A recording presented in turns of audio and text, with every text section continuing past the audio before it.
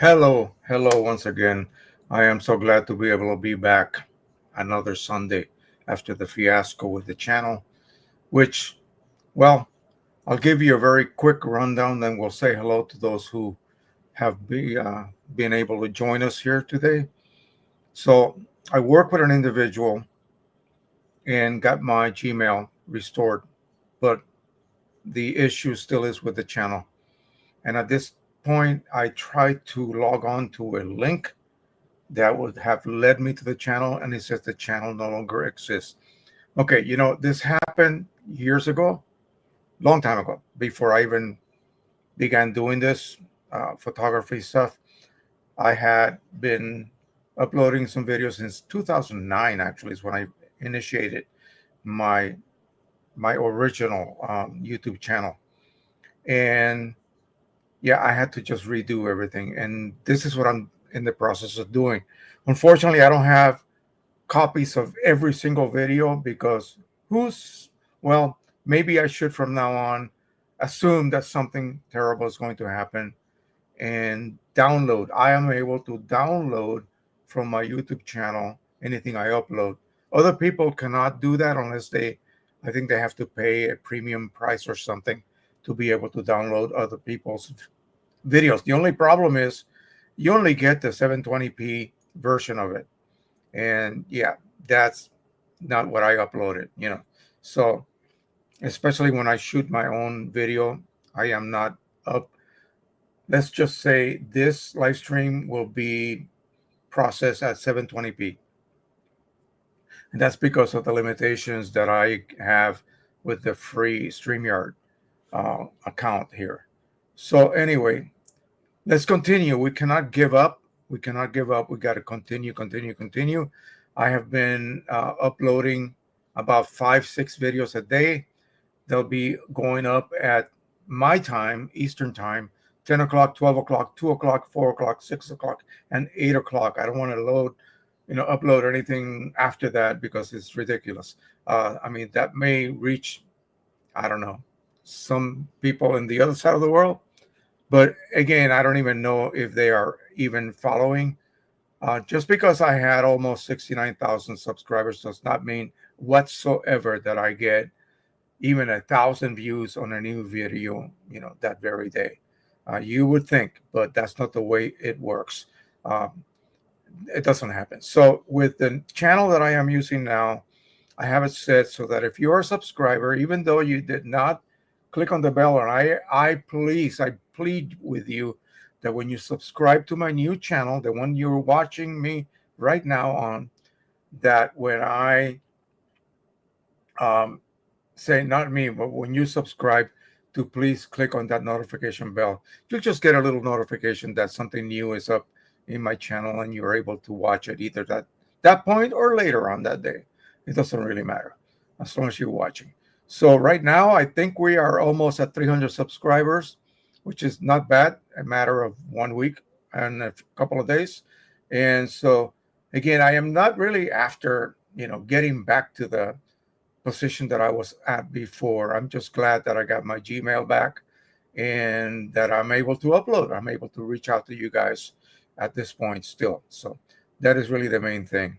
I was never into this to, become some rich YouTuber like many people out there are.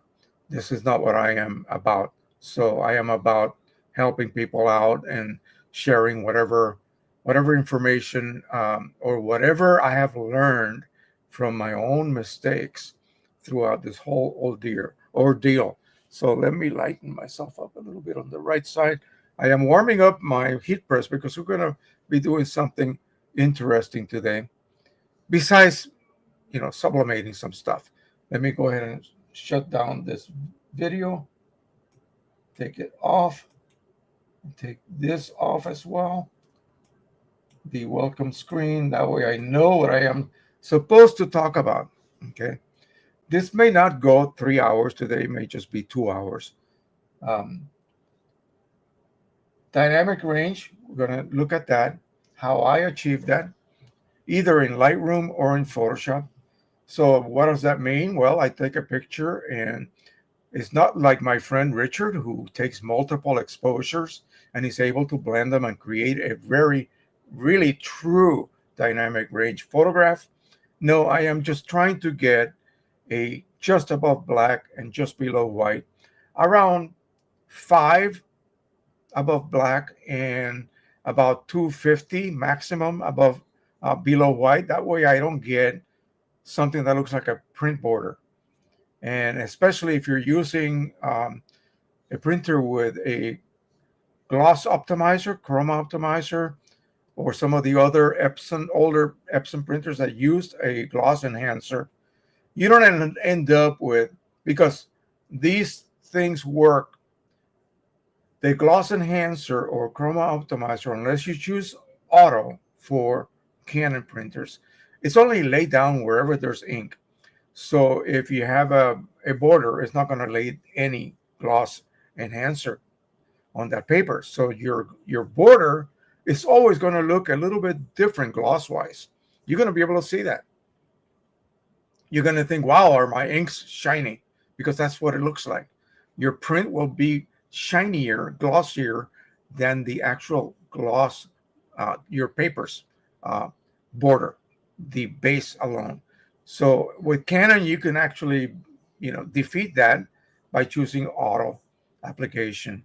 If you just choose, overall application will just put a layer of gloss enhancer or chroma optimizer on top of your print.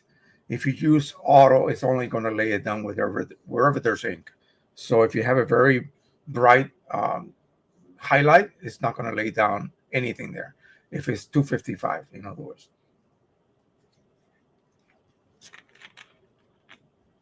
I want to show you what my friend was able to find when my last assignment in the Army, after I left the Pentagon. I came back from Belgium, from the Supreme Headquarters Allied Powers. I worked for the Supreme Commander, Allied Commander, and got orders for the Pentagon. I worked for the Army Audiovisual Center. And then I got sent to the color facility in Fort Myers, which is right next door to Arlington Cemetery, the famous one. And so you can just drive from inside Fort Myers, you drive right into the cemetery. And I would shoot all of the burials and presidential award ceremonies. Whenever the president was giving someone an award, I got to go out and shoot, and then I come back and develop and print those color images. Well, after that, I went to Central America during the festivities down there between two countries that hated each other to work for the so-called newspaper system, but it was really fake. We were there to shoot whatever was going on. So I did a lot of helicopter flying at night and that sort of thing. Anyway, so came back from that, and lo and behold, I get orders to switch my military operational specialty to 11 Bravo. Now, if you know what that is, that means infantry. Here I am, 36 years old. There's no way I'm going to become an infantry soldier at that point, when I have never been, So I went to what they call Service Branch, which is in Virginia, and I talked to one of my representatives for my MOS, which was photography at that point. And they said, wait a minute, don't you have a primary MOS, a secondary MOS? Used to be 91 Alpha. You know what that is? I said, yeah, that's combat medic. So I said, well, you're already qualified to go to another medical specialty. Let me show you what we have available. And I chose veterinary technician. That led me to the Armed Forces Institute of Pathology. That's it. I retired from that. Okay. Now, when I was about to retire, they said, wait a minute, you need 6 more months to be able to reach your 20. So I said, well, how long do I have to re-enlist for? He says 1 year. So I re-enlisted for 1 year. And I don't know why I didn't have this.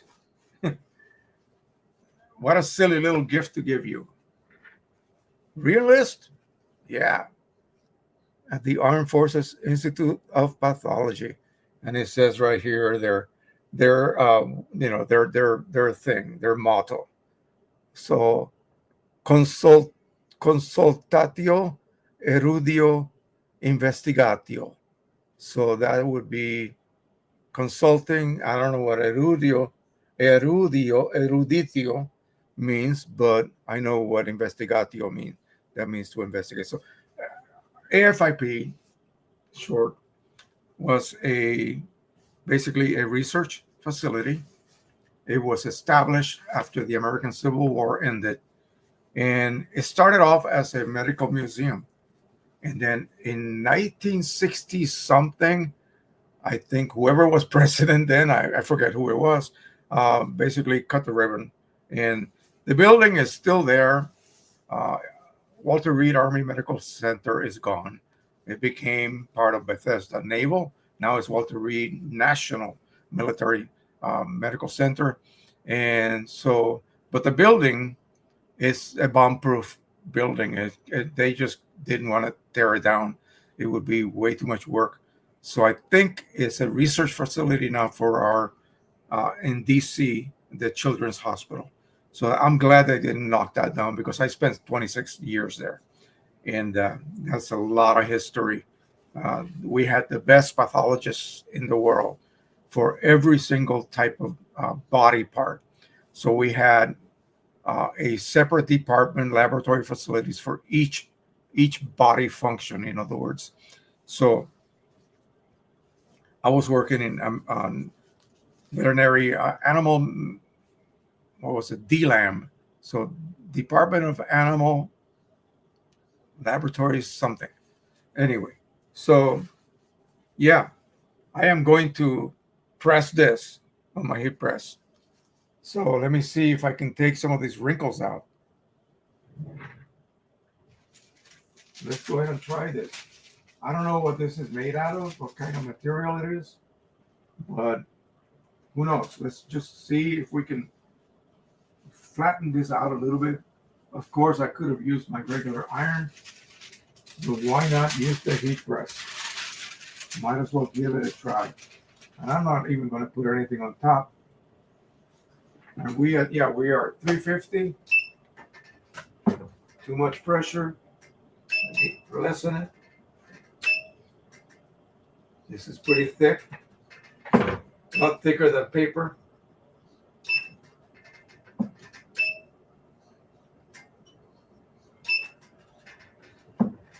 Goodness. That's not enough, a little bit more. Okay. Whew.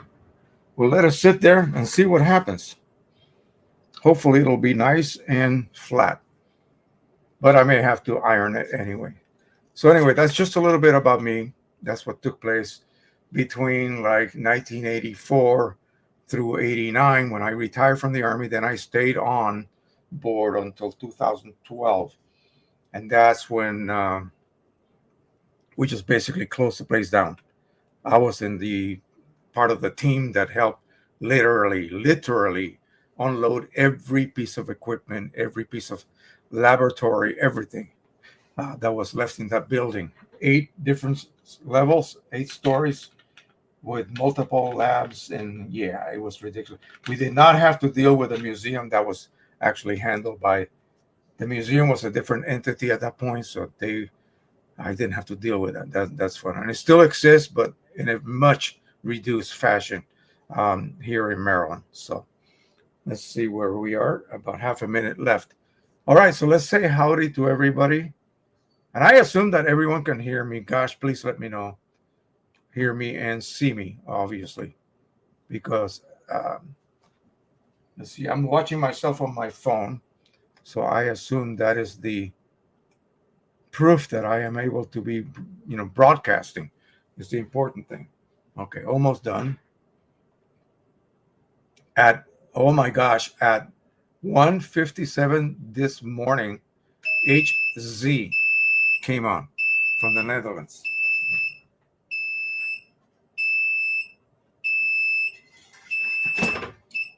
Let's see. it flattened out the wrinkles a little bit. I'm just going to have to iron it. But it looks a little bit better than it did before. All right. Nice try. But this was really neat. And she found this. Apparently, I had left it somewhere. Because somehow she had it. And she let me know. And I said, yeah, by all means, send it to me. I would really appreciate it. So HZ says, hello from a cooling the Netherlands. I was so relieved to find you back last week. I haven't been able to join live the past 2 Sundays, nor will I today, but watch after regardless. So I just wonder how even you guys found me, because you know nothing about this alternate channel. This is my little, it used to be my little private channel where my wife and I view YouTube on my TV. Let me take the wrinkles out of this paper now.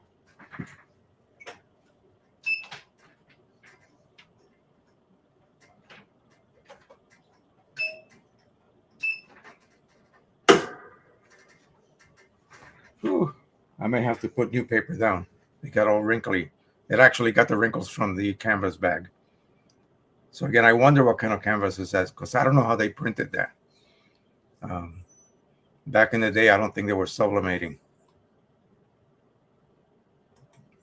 He also says the Epson store over here has some discount on inks currently. So I stocked up for my EcoTank 8550 with a full set plus extra gray and yellow for €16.50. So yeah, that's over here is like $18. So that's still a little bit more expensive than what we pay, but not bad.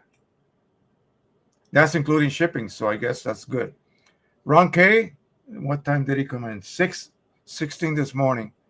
Trenton, New Jersey, EcoTank 8550, QMH Ultimate Lifetime, Canon R5 Mark II, and Canon 7D Mark I.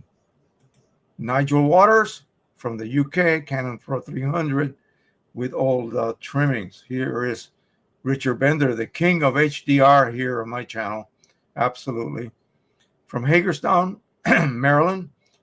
Today I have to retrieve my prints from the Montgomery County Fair, which was ended. So I'll tune into the replay later on. Okay. Good luck and congratulations on all of the awards that you received.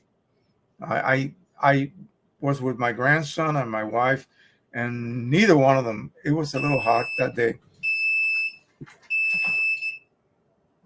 Neither one of them was feeling great. So we left a little bit early. So I quickly went through. But I found that one of yours that was like in a special location. I think that was a metal print, right? A metal from Red River print that came out beautiful. I have a shot of that on my phone. Feslope, Fred Elias from Warren, Michigan, and high school reunion breakfast class of 1964, 61 years. We'll try to get here before the end. All right. Well, hopefully we'll have you come back. We have 24 right now. I was hoping to reach like 30 today, but we'll see what happens. I think there's a lot of people that have not been. If you're a member of my Facebook group, and there are supposed to be 9,700 members, why aren't at least 1% of that here watching? I don't understand, because I posted all of the information. But anyway, that's what happens. People think that equates to views, and no, it does not. Anyway, Harold Davies, La Crosse, Wisconsin, Canon Pro 1100, 2100 PCSE inks, QMH, and Richard Bender. Have you experimented with QMH DFS V2? Yeah, I asked Mike. Oh yeah, let me just pass this on to you guys. Let me make sure that I don't miss the next guy, Fred Bird. Okay, I'm coming to you in a second. So I literally asked Mr. Cheney. So this new, well, not really, but the secret sharpening in Photoshop, is that the same thing that your deep focus sharpening is? He says, I don't know what you're talking about. I said, yeah, here's what you do. You go to, and I gave him the instructions verbally on email. And he tried it, and he was just flabbergasted how awful everything looked. He said, I saw halos everywhere. Well, you got to have the eye to be able to find that. So his deep focus sharpening version 2 is better than version 1. So if you have not, if you own QImage, make sure you update, okay? And we're going to be looking at that a little bit later today to check it out.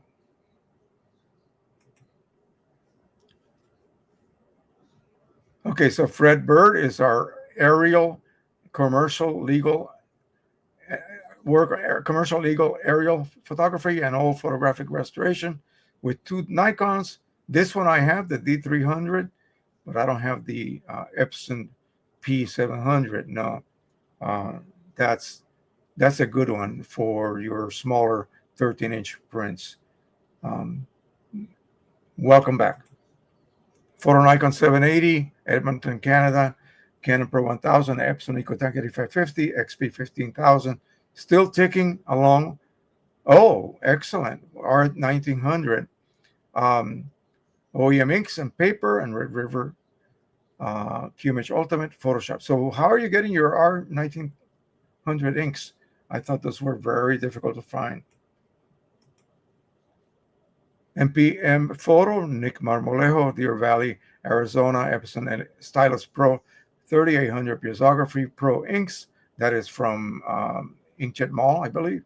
EPSON XP 15000 chipless PCSE inks. And QImage Ultimate Lifetime 01 Photo, Raw Max, and Sony Alpha 6000. Welcome, my friend, Henry Stoffel, Medford, Massachusetts. EPSON P800 OEM inks, and of course, the latest QImage 2026-102. Make sure you download that if you haven't done so already, if you own it, obviously. Love all the oldies you're posting on YouTube daily as you rebuild. Yeah, so I don't have everything. I cannot guarantee that. I have older live streams. Let me check. I'll tell you exactly what I have. Because back then, I could download the recording from StreamYard for free. StreamYard would record it, and I would be able to download it. But that is no longer the case. So let me plug in my, here we go. Come on, stop it.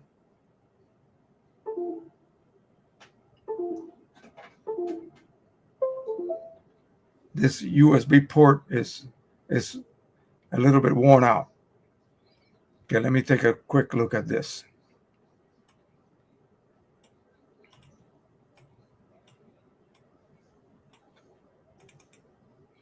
And I can tell you what the dates are for my live streams that I do have. And I'm going to be uploading some of those because they may contain, guests.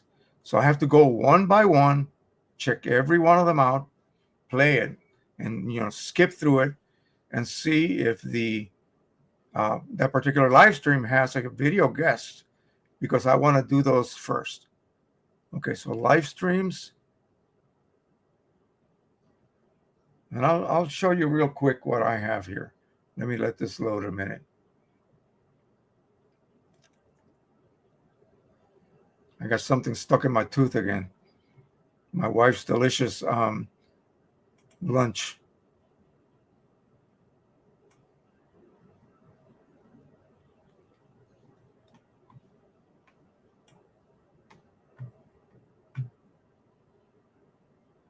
I want to be very careful. I don't want to mess up and log myself out accidentally. I've done that before. I have definitely done that before. Okay. So here's a list of live streams. And it's not all of them, okay, but they are, there are some. So I will go through every one of these and check it out and see if anything is worth uploading. Okay, some of them actually have titles implying that there is a guest and so forth. So I never really, because always the topics are going to be predetermined and random, unless I have a guest, and usually the guest will not stay on for the whole, um, you know, uh, live stream. So I usually do not.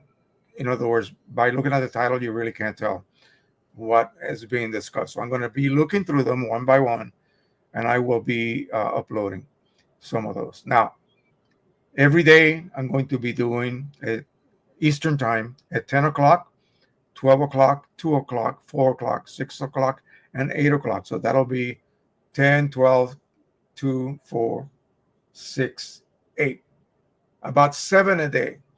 Okay. I will post the links one at a time at the same time frame. The second that they go live, I will go ahead and post it on my Facebook group. And this will then notify those 9,700 that there's a video. Again, only a fraction of 1% actually watch, but that's fine. At least it's being put out that I am not dead and gone. And if you so wish to join, please subscribe, ring that little bell so that you are notified. And so that way I know that people are watching, and this new revival, let's just call it that, is working. At this point, I am not at all worried about monetizing the channel. That will come maybe, half a year, maybe, from now. I reach a certain level and they will say, hey, would you like to apply? And at that point, I'll do that. But, again, it's just, I think the other channel is a lost cause at this point. Unless this person that I'm working with can come up with some kind of miracle. But it looks like YouTube just, X'd it out, in other words. So anyway, that's fine. Let's continue on.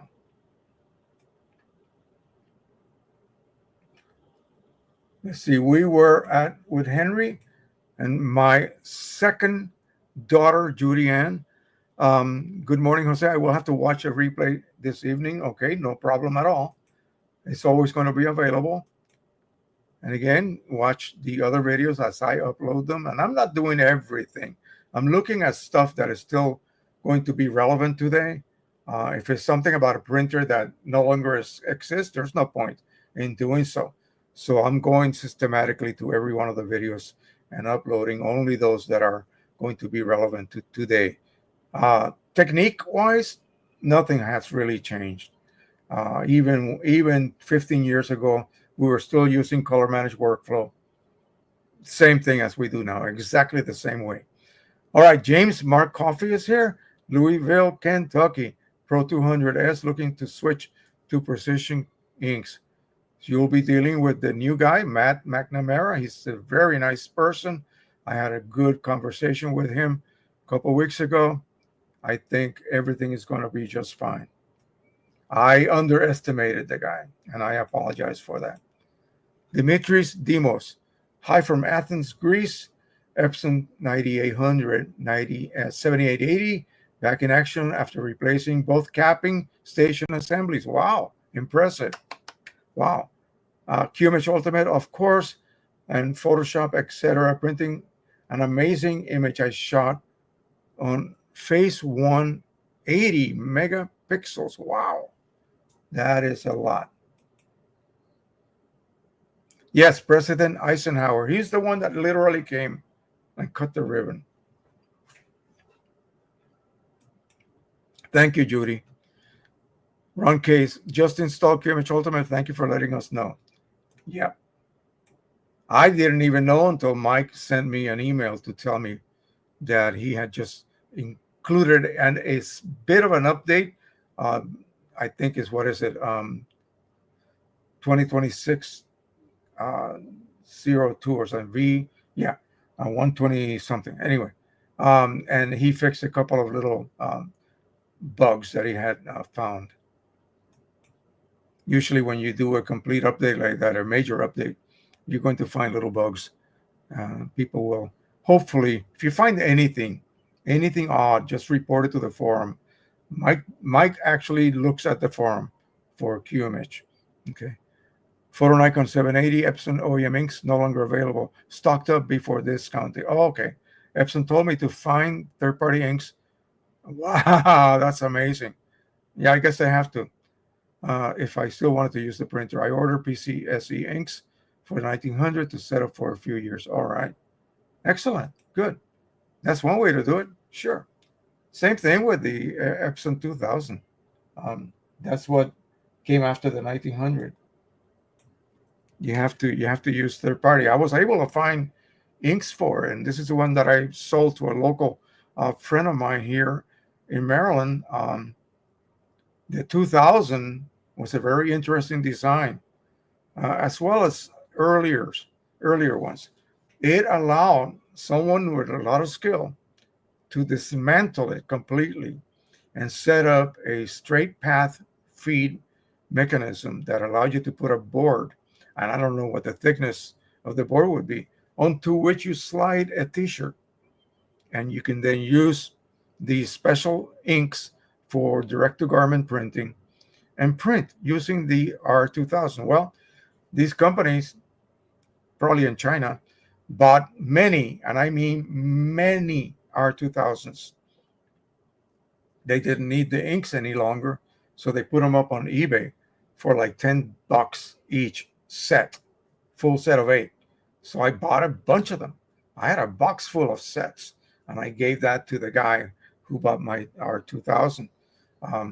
He wasn't even interested in refilling, so he bought OEM inks. He's got several sets of, I think he's still using it. So yeah, it was a very interesting design that allowed these places that did the direct-to-garment printing. I don't think anyone does that anymore. They're using direct-to-film now, and then using a press like mine to transfer over. Photo Nikon 780 says the 8550 ink just increasing price went from Canadian $19.99 to $29.09. Wow, per bottle, or 5. Wow, what is it selling for today? Let me just look on Amazon just for the heck of it. Let's see what they're asking for. So we're looking at EcoTank 8550 OEM inks.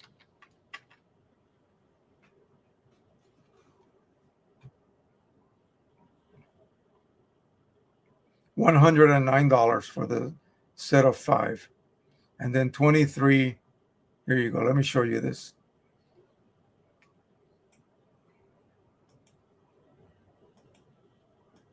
This will make you cry. 109 for the whole set of 5, and 23 for the matte black ink, the pigment ink. And of course, you got a bunch of other third-party type inks. $34 for the whole set. Look at that. And I mean, it depends on what you want to do. If you're just doing this for fun and, you don't really are going after absolute perfect output, why not? You can print to your heart's content, and you cannot ever claim that, it's putting you in the poorhouse, because it is not. It's amazing what you can do with that printer. Okay, so recently, for the last 6 months or so, Copilot. When my wife, I bought her a little micro PC from Lenovo, Lenovo or whatever it is, and it's got this Copilot. I didn't know what that was. So apparently it's some kind of AI tool, right? So I'm not too involved with these new technologies. So Copilot allows you to create images, right? And so apparently I thought, well, can it be better than Photoshop's AI? And I decided to have a look at it. So let me see if I can, and I'm going to use a descriptive term. Oh, wait a second. I can't do that. Wait a minute. Let me go to another tab. Okay, good. Whew. For a minute there, I almost lost you guys. Okay, so here it is. And let me see if I can come up with something. I wanted to do, you guys saw my AI generated shot of a southwestern desert with cactus and a sunset sky. So let me just go ahead and create an image, and I am going to describe southwestern desert scene. Did I read? Yeah, there you go. With cactus. I don't know how to say. I don't know how to spell cacti. Cactus, and sunset sky. Okay, so western. So southwestern. Western. There you go. I can't spell today. And there you go. Gosh. Okay, so I am going to copy this up to this point. And that's the same one, same description I'm going to use for Photoshop. And we'll see the differences in the type of images it generates. So create an image. Wait a minute. Oh, no. I did that wrong. I already did create image. So upload it, and we'll wait to see what happens.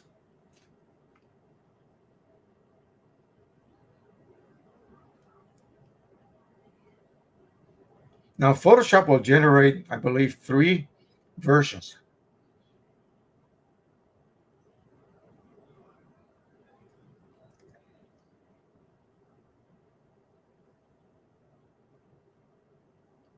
There it is. You can begin to see a hint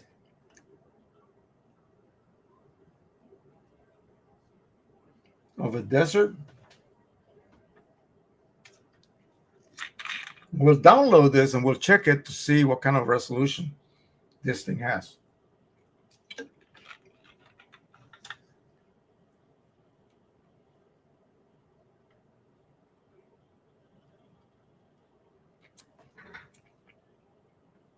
Man, I got a piece of my wife puts very stringy vegetables in this chili that she made, and it's because I have some caps.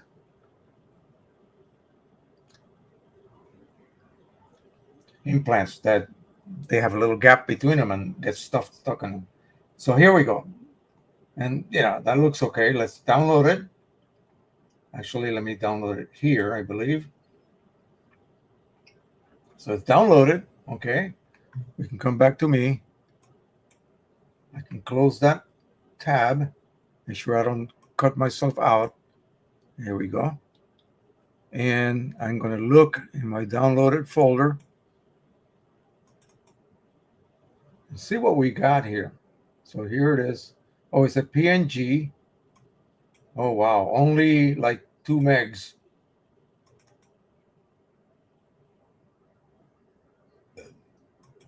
Okay.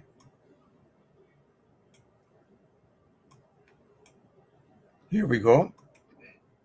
There it is. Let's see if we can zoom in. Well, you can see how it immediately starts breaking up. So I'm going to go into Photoshop.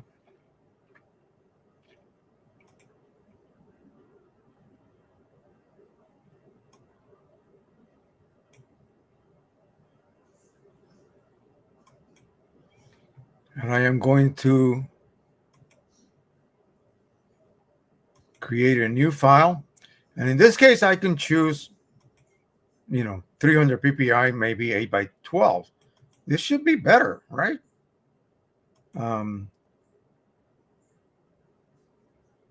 It should be a lot better. Let me flip it over. Let me put it over there. And sure enough, okay, here we go. I have it. Oh, it disappeared. How dare you? Don't do that. I have that little tab. I actually have it.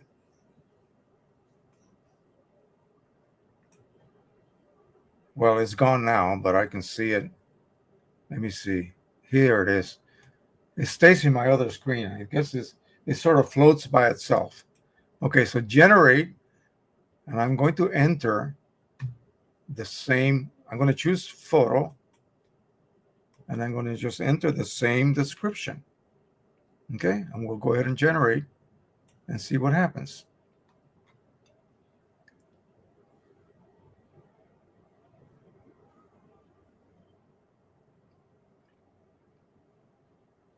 Here we go. That was, oh, geez, 50,000 times better, folks. This deserves to be printed. This definitely deserves to be printed. And look at, it's not breaking up like the other one did. It just needs sharpening. And with Q image, we're gonna deep focus sharpen this baby. And yeah, this is much, much better. So sorry, Copilot, I am going to stick with Photoshop for this sort of thing. I'm going to save it as, and we'll call it the same thing. And I'm going to go ahead, put it on my desktop for the time being. It'll be a PSD, and we'll give it that name. And save. So now I should be able to go into Q image and go ahead and print it. Now, originally, I was going to show you guys what I normally go through in order to, give myself, the best dynamic range possible. And here's a shot of a wreck of a car. So this was in a junkyard. And what I normally do is, of course, I go into image and levels and notice my histogram. And let's see, does that match my histogram in it should. Let me see. Histogram there. And histogram here. Yes, it matches. Even that little peak is there. Notice that my right 255 is smack at the end. My 0 is right at the left. In other words, there is no gap. In other words, where what should have been very, very dark, almost black, is actually gray. The same thing with the white. So you just need to play around with this. And then once you get that, you can adjust your middle tones to whatever you want. This is just the quickest way that I find that really works with most images. Okay. So just do this. Make sure your white point is set, nailed down, as I like to say, and the black point is nailed down. And then just play around. And then you can come back and dodge and burn all you want. Now, there are lots of new tricks that you can use. You can use a lot of masking. You can use, if this was a landscape and they had a foreground, middle ground, and then background, you can literally set a mask that will allow you to affect, depending on the distance. It figures out, the AI figures out the distances according to the image. You can set depth of field that way. You can set maybe the background needs to be, as you go further and further out, needs to be a little bit darker and darker and darker to bring your eye to the foreground, the important objects, or the opposite. The foreground is dark and you then show this magnificent sky that is bright, contrasty, and beautiful, full of detail. And you can do that with this type of masking. I've been watching some of these videos lately, and yeah, they're amazing. They are truly amazing what you can do. And to me, it's just I guess I haven't been, paying attention to Photoshop lately. So, I have it on auto update. So all I do is just let it update itself. And, but yeah, they have introduced so many different things that is just truly, truly amazing. So yeah, this is a no-go. This looks cartoonish. It does not look good at all. And it completely breaks down because, again, what was the resolution? Did I even look at it? Hang on one second. Let me look at my download again. Let me move it over here so I can see what I'm looking at. It's just a PNG, obviously. So,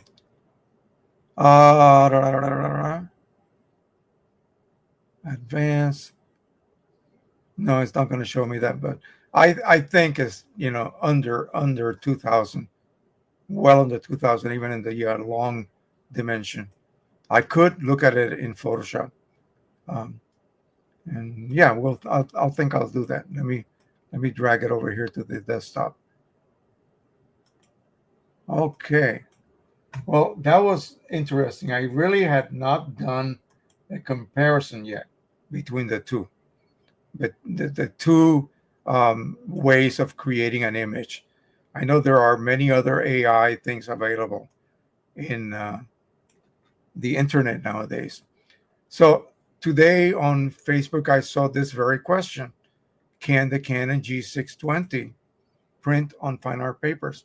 When you look at the driver for the 620, you realize that on the fine art setting, in other words, you have your list of papers available in the drop-down menu for the driver. But really, there's nothing other than just one type of paper. We will look at this in a second. Let me go ahead and open up printing preferences here. So this is the driver, printing preferences right here. And I'm going to go ahead and act like I'm going to print something. And we will print something. And we'll do it on one of these Ilford Gallery Professional Inkjet Photo range. We'll just pick one and see if we can get anything reasonable. Okay, simply by maybe just letting the driver control color, because we don't have profiles for a 620 for that paper. They probably do not exist. So we're going to go ahead and let's see, photo printing. And we have a choice here. Of course, plain papers, photo paper plus glossy 2. These are going to be Canon type papers.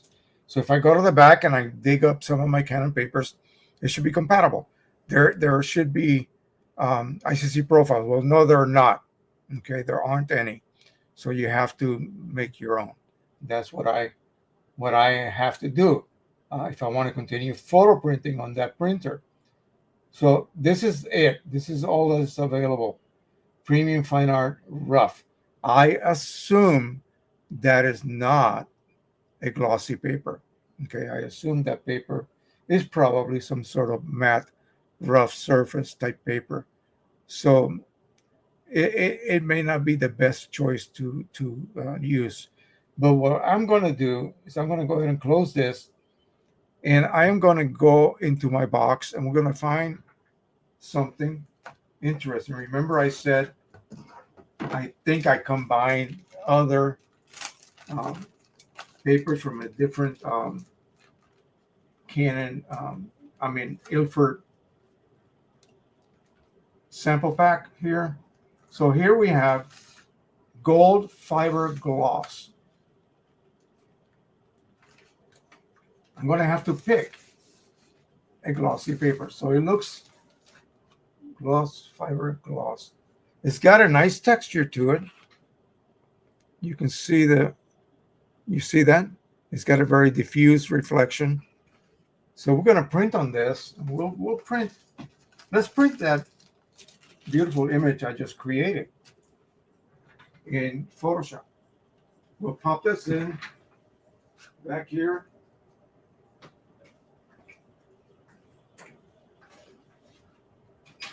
But very important, before I even begin, let's do an nozzle check.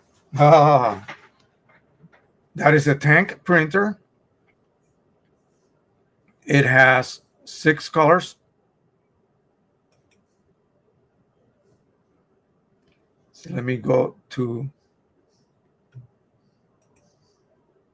properties again. So it has 6 colors and 2 print heads. Print head replacements are only like $35 each. So whenever the time comes, it will not be a super expensive job to replace the print heads. And they're very easily replaced. So we're going to do an nozzle check. You should be able to see here. Let me make sure that I am. No, I am not. Sorry, my bad. Here we go. So to get to this, you go to the maintenance tab. And here's the nozzle check. Let me pop this over there. And print check pattern.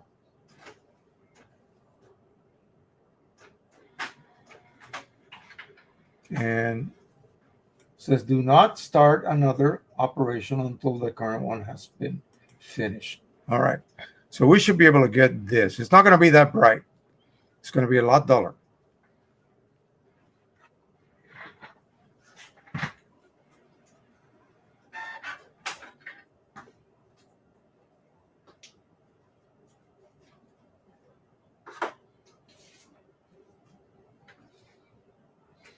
Just wanted to ensure myself that I am not going to be wasting this beautiful sheet of paper.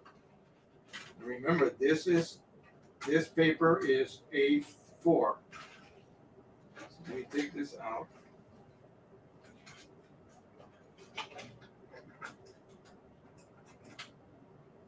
And I hope that in Q image,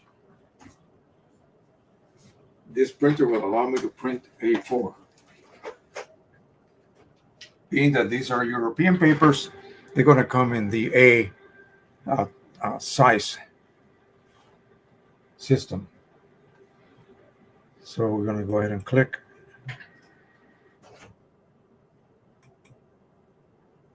Oh, you didn't see what I was going to show you. Yeah, sorry. I'm working off of 2 different monitors here. So let's go back. This is the result. We want to have perfectly even, no gaps anywhere. Nozzle check. Okay, so let's open up Q image.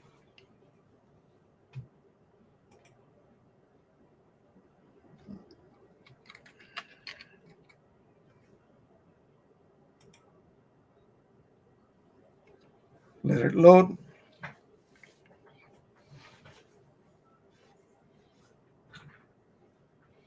Here is a previous image that I did on Copilot. And again, I don't like it. So we're going to get rid of that one.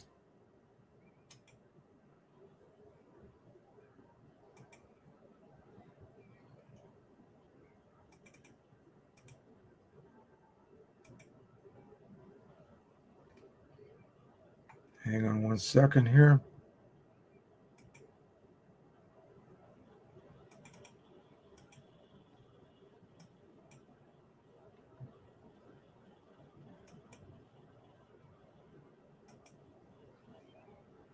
Let me go ahead and load it directly here.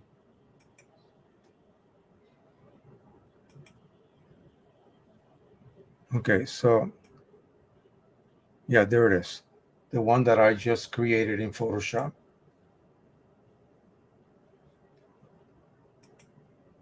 Bingo. So we're going to go ahead and first always pick your printer. So we are currently using the 8550. We're going to switch over to the 600 series from Canon. If I can find it. Right here. copy one is the one on Wi-Fi, so we'll utilize that one. And we'll see if we have A4. Yes, we do. A4, we're going to get a border, I say 1/2 inch, not that wide, 1/2 inch. And I am going to load that image. And I am going to simply just crop it, okay? So there it is. I'm going to go ahead and open up the editing. I'm going to look at it. If we do this here, it's exactly what I showed you in Photoshop. You are actually taking that image and making sure that the blackest density, the most dense area is just above white, above black, and the brightest area is just below white. So even though the only catch with this is that the brightest area may be a very light gray and you don't want it to go almost to white. But in this general type of imagery, I really don't care. I want a full range of tones. So now we're going to go ahead and one of the beautiful things about QImage, you can actually hit this and look at this is 2x magnification. So this is, if you look at an image 1:1, so you're going to get it, it'll match your screen's resolution 1:1. You'll see it the way it looks if you print it that large. So if it's a 300 ppi, you will have 300 ppi on your view. We're going to go ahead and sharpen this. Let me see how much we can get away with. I want to be able to get a sharper rendition of this area here. You can see how small that area is right here anyway. So, and we're going to hit 1 radius, and I'm going to go to 200. And it, oh, wow, yes. Immediately I see something. Let me go to radius 2. Okay, so now, yeah, at 2x, because this is not a high, this is only 300 ppi, 8x12. I'm seeing a little bit of stair stepping right here, little pixel stairs. But that is just fine. I'm not really that concerned. Let me turn it down a little bit. And again, yeah, at 1, it looks fine to me. So let's go ahead and hit OK. What do you guys think about the saturation? I'm going to increase this a little bit. I'm going to add like 20. Just to give it a little bit more impact. Yeah, that's it. So now that I like the way that looks, I'm going to go ahead and hit right here. Okay. And let it reload. Now I got to go back. Now that I got my image set, I got to go back and pick the correct paper. So we got to go into the driver here. This is actually working directly with the driver. And I am going to pick. That looked like not a glossy. They named it glossy, but it really isn't. It's more like a luster. In fact, I would say like a semi-gloss. I'm going to choose semi-gloss. And we're just going to let the driver control color. The printer driver control color. Because I have no idea what this is going to be like. And I want to have, I really want to score around it of maybe 4 black. Like so. And that's it. We're going to go ahead and hit print and OK. So we'll be sending that to the G2 600 series. So the same driver is for the 600, the 640 as well. Or 620. Mine says 620. 38, 40, 49, 54.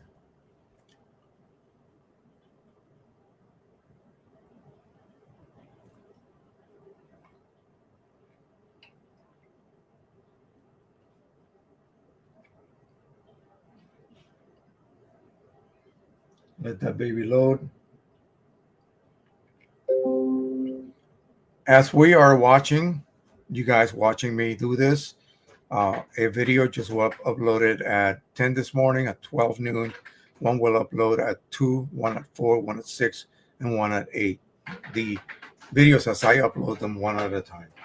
So if you have time, if you feel like it, go ahead and view those. I will be posting links directly into my Facebook group. If you're a member, please access the group and you will see the notice for that particular video. You'll see a new type of thumbnail. I'm redoing all my thumbnails one at a time.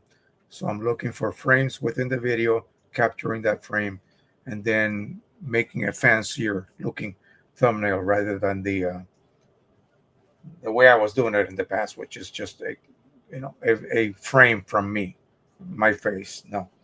So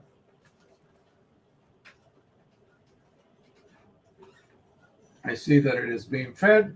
Good. So that is working fine. We're also going to be making some business cards for my friend. My friend, I think, is a bit busy today. So I don't know whether he'll be able to see. Let me see if Harold is going to be watching.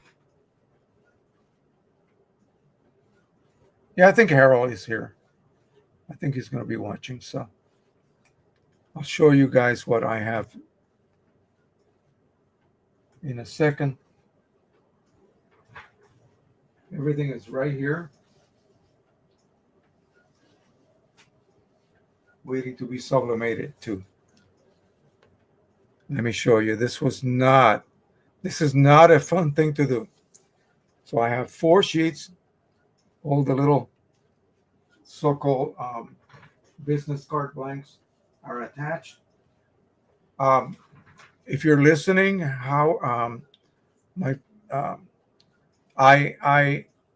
Harold, I noticed as I was applying the blanks to the printed images that your URL for your site is a little bit too far down. I should have told you to put it a little bit up, a little bit, so I have a little bit of a play area on the lower margin. So I had to very carefully position them so I wouldn't cut off the URL, but they should be fine. Just anytime in the next time you need some of these, just let me know. But please just move your URL a little bit higher, just to give me a little bit more room. So the way you do this, obviously, as you can see, I buy these like that. And they are aluminum, just very, very thin. In fact, sometimes I think, wow, is this actually 1? Oh, today the same thing. So I look at this and I said, is this 1 or 2? Oh, it's actually 2. It was just, stuck together just by a little bit of moisture from the air, but very flexible. And it's not going to bend. It's not going to kink if you put them in your wallet. So how do you do this? Well, you got to measure them.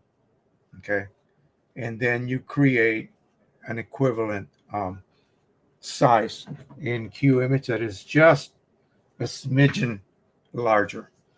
And then you choose whatever size sublimation paper you're going to be, loading it on. In this case, I was using the EPSON XP 4200, and that allows me to print 8.5 by 11 or 8.5 by 13 maybe. So I can cut some sheets. I can work with 8.5 by 11. That's what I just did here. And then create that size and then pop and see how many you can get on a sheet. QImage will automatically show you that. It'll show you exactly how many you can get in one sheet. For instance, let me see here if I can do this again here. So let's just say, let me choose the correct printer, the 4200. right here. I'm choosing the Wi-Fi 4200. I have it also on so-called USB. So this particular material requires 0.25, 2.25 or 2.25 by 3.5. And the sizes are just a bit smaller.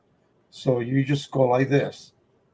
Boom. There's your 9. I can get 9 per sheet.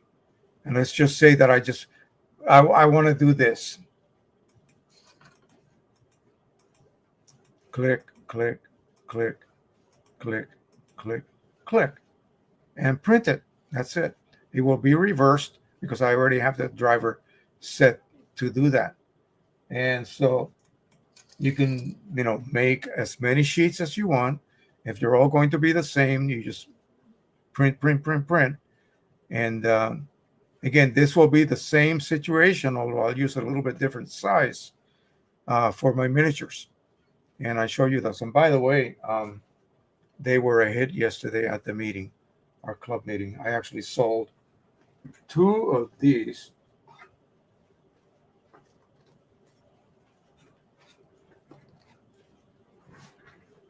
$15 each. And the woman did not even sweat paying $15. So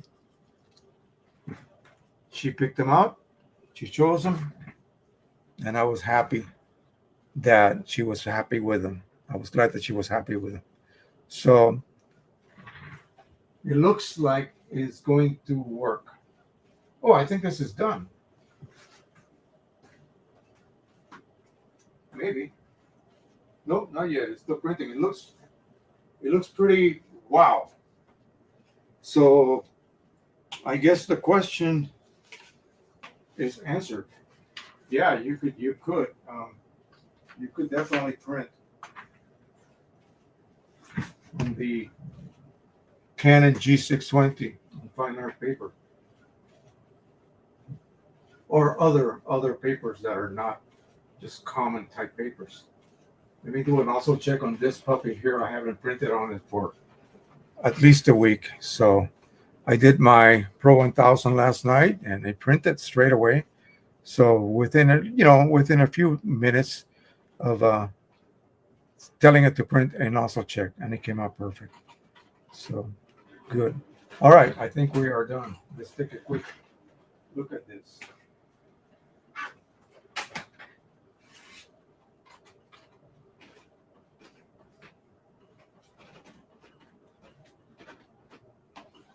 So yeah, if I had a box full of this paper, I would definitely do a profile, because remember, I'm using a profile not meant for it, but you can see that it's actually beautiful, and it came out gorgeous. I could frame this on one of those 8x12 frames, and it would be great. No, this is actually a little bit smaller than that, but you get what I mean. That's not bad. I'm surprised that the 620 can do that. So I think the answer to that question, or that very doubtful question, I should say, is yes, you definitely can. We are good to go in this printer as well as we were on the other one. Now I gotta do, before we do any sublimation printing, I gotta make sure that my trusty 4200 is good to go. So I'm gonna just reuse this paper, and we'll do a nozzle check. Remember, that's the printer that was giving me hassles a couple of weeks ago. So control.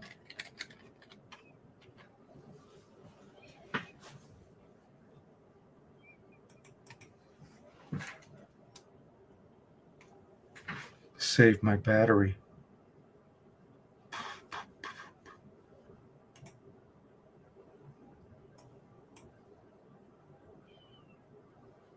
4200, right click, printing preferences and maintenance. And sorry, I'm not showing you, but this is boring stuff. Okay, I will. Let me just pop it over there. So we're at maintenance. I'm just going to pick the nozzle check. And it's going to pop over here in my other monitor. There it is, and print. And finish. Hopefully it'll be fine. I'm hoping.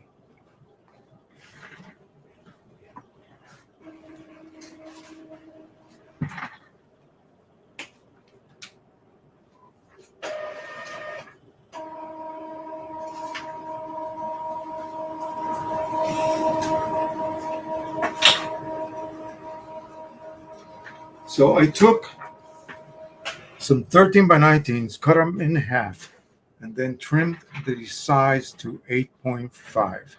So I end up with multiple sheets of 8.5 by 13. I should be able to print a 8 by 12 image onto that and then transfer it directly to some 8 by 12.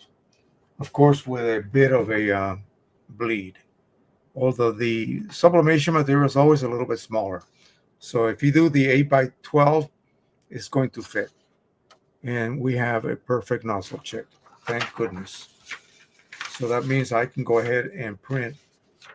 Let's do the one we just printed. How about that? And then we're going to do the business cards. So let me go back. I got to reload that. 4200. And I got to choose a custom size. I'm going to just basically make it here. So click on that. User defined. Just enter 8.5 by 13. Like so. Click on the little. See, now it just reloaded a different layout for that size that I was actually working on. So let me go to my. And there are other ways to get into custom sizes as well. No, the actual image size you want to print. I just do it the easy way, and that's the way I like to do it. So it'll be 8.1. Let's just say, give it a little extra. Make sure 12.1. Boom. And we don't want that, obviously, so we're going to undo that.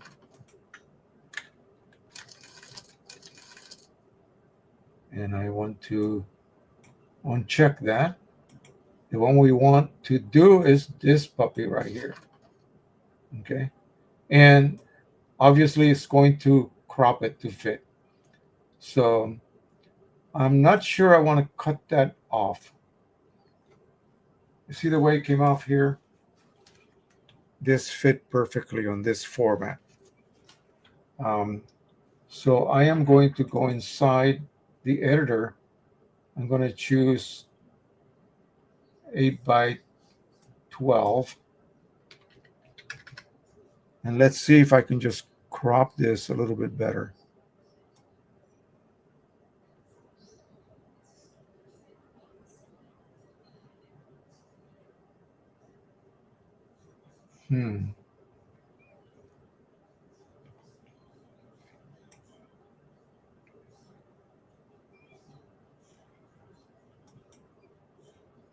I want to use crop lock.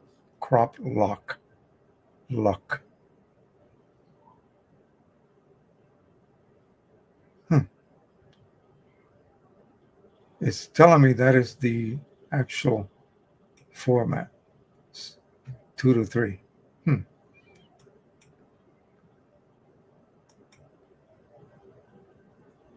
Oh, I know why. Okay, jeepers.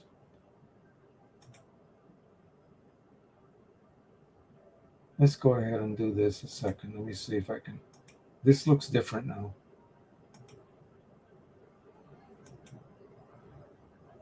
So this would be, what size would that be?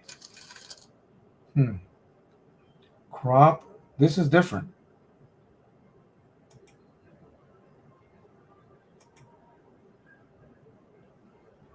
Let's see. Huh. I need my...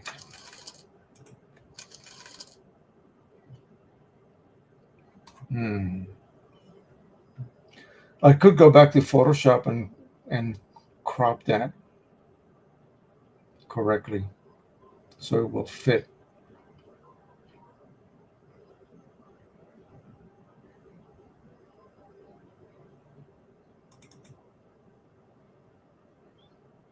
I used to be able to just use the crop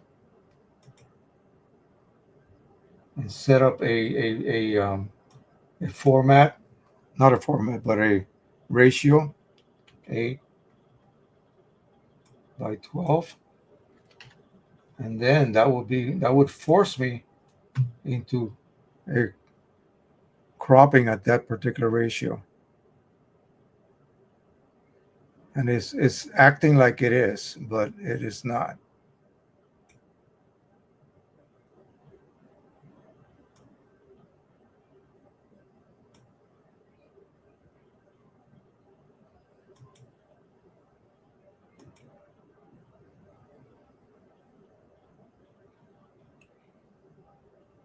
Oh, Mike is here. So yeah, you're in the wrong print size.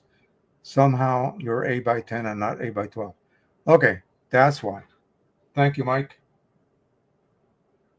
Yeah, it should be, but I did choose. There we go. Thank you, Mike. See that? Mike to the rescue. My man. All right. So I don't need a silly what you call it, black border anymore. So we're going to print this, and then I'm going to grab a sheet of the aluminum with the curved corners, and we'll transfer this. And I want to compare it to see. I think this came out a little bit too saturated. Who knows? We'll see.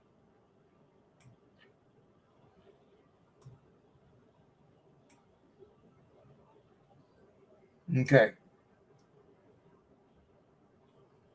All right. So while that is printing, I'm going to go ahead and begin the production of those cards.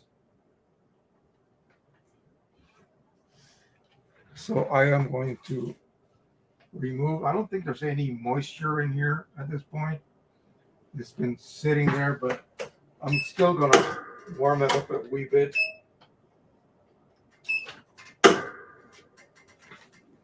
And I'm going to begin to press these.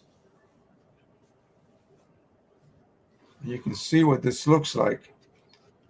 So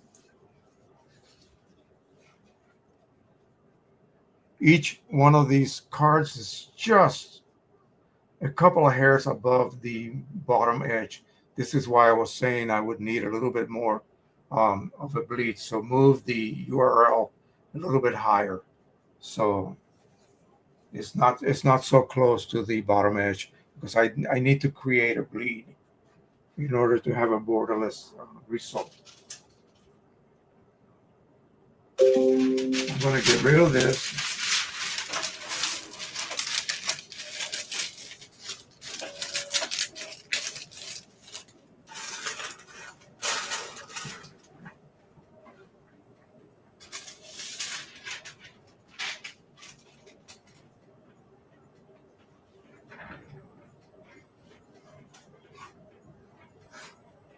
That is printing. Should be fine. Oh, there I am on my phone. Good. So I know I must be broadcasting. Yes, I'm a little bit worried.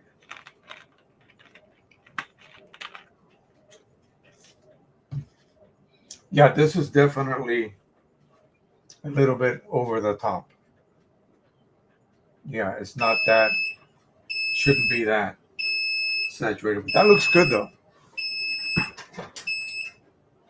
Like I often say to people, it's the final result that matters. You may not ever get perfect results. So I'm going to flip this upside down. maybe not. I'm going to put a sheet underneath and another one on top. That's what I want. I want to be able to lift this out with a little bit of like a cradle in the back, on the bottom here. So 2 sheets of this nice parchment paper. Press. You always have to cross your fingers. This is too many little variables involved in this. So, you know, you're dealing with even room temperature will matter, because room temperature, at this point, I am at 346. I was at 350. The minute you close that, is going to transfer some of that heat off of that platen. If that platen was this thick, it would maintain the temperature, but it's only this thick. So once they're now it's 350 again, so we're good. So always going to be a little bit of a heat transfer drop. So the heat is transferred to the bottom of the press, and you lose some of the heat. And as long as it happens exactly the same way every time, you're good to go. But, you know, usually it does not. I wanted to do something odd. I have some end pieces here that would be good for like a panorama. I don't know whether I even have an image to do. I think I may have on my photo drive that would allow me to do a panorama. Just, it'll be cute, that's all. Here is the print.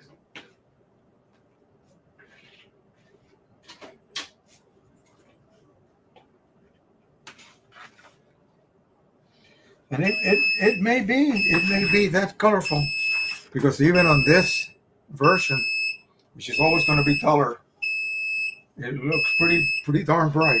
So, yeah. Okay, let's see what we got.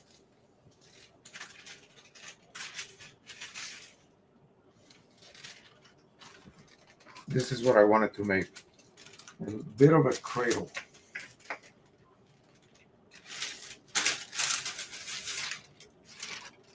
We'll get ready for the next one. Once you get all this set up, you can basically mass produce them.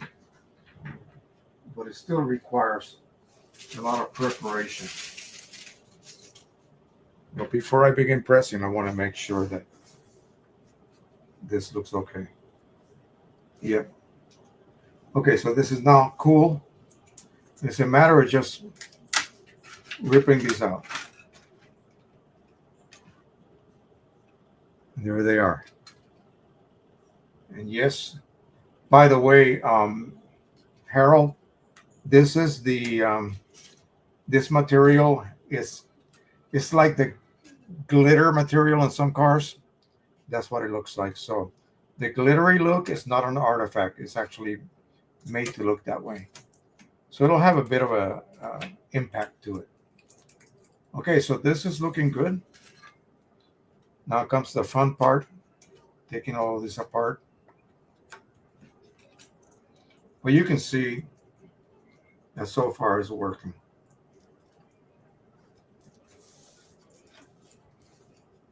Again, just grab the end and peel it off. Remove the tape one by one.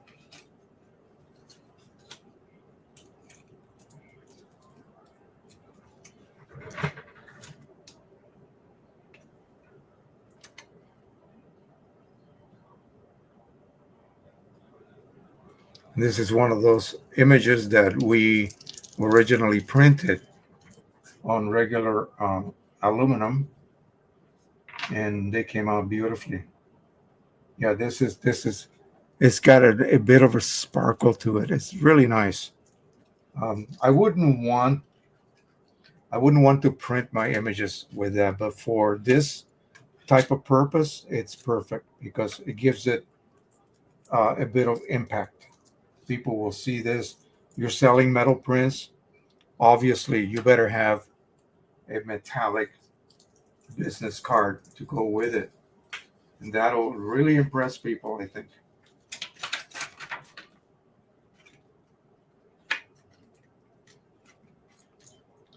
I made similar ones for the back of my prints, where I create the mounting hardware. I always attach the metal prints by JFR.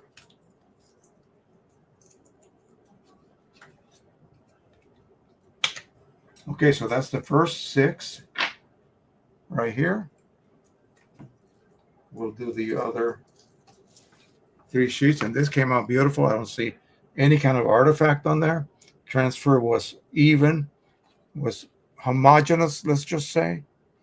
And yeah, gorgeous. We'll do the next one.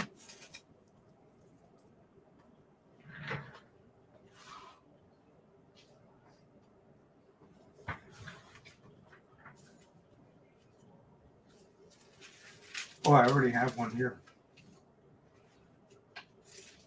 You know what? I was wondering, but I am not going to check. I am not going to test this. Can you stack them up? No, I wouldn't want to do that. It should, theoretically, it should work, but no. 1 sheet at a time. Now, here are the early versions that I made of the other image, and we'll see that one as well.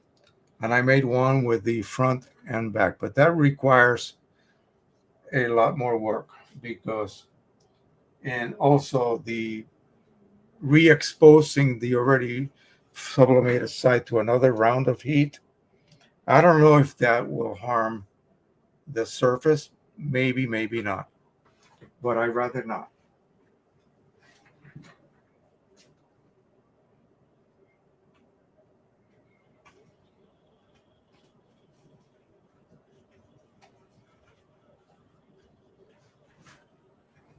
Okay, we're going to do the 8x12 one.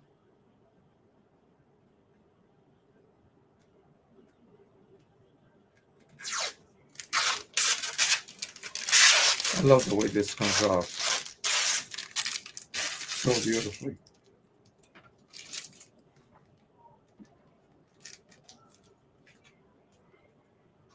Leave this here for a minute because that's about to end. I want to knock these out, and then I'm going to be doing, let me see where I put that. Last week. Whoop.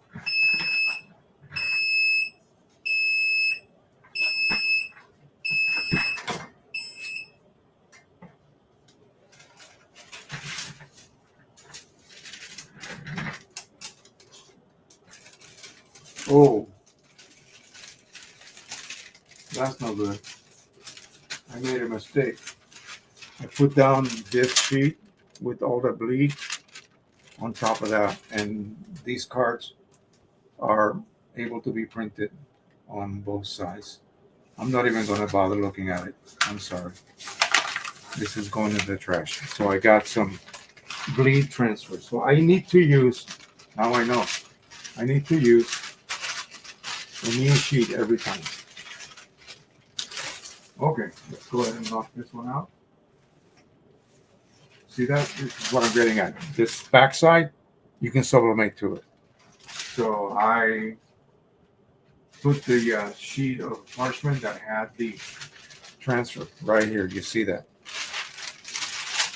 That's what happens. The bleed will transfer, and then it will sublimate to the next surface. So you're going to be going through a lot of this material.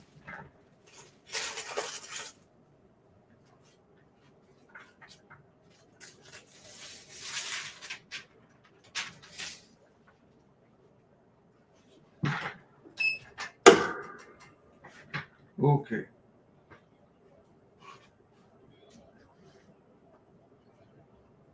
There's always going to be a surprise.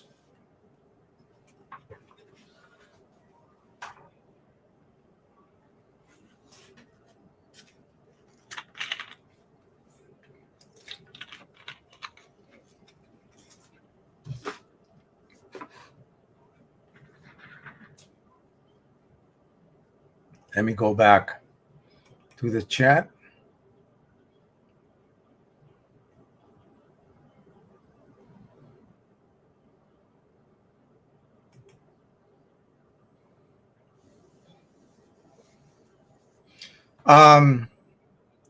I do not, but it's the same as what you would do in any other Canon printer. Precisioncolors has a description on how to do that. If you go to the Pro-1000 section, there's some instructions. We'll look at this in a minute. Let me see if I could find it for you. Simply put, you're just going to do what we do on the 1000. When it reaches the point where it's empty, you're just going to push down that button. It's going to ask you, hey, do you want to continue printing at your own risk? And you say yes. And you hold that button, the second button, and it will then disable that chip. Now you have to refill very, very carefully and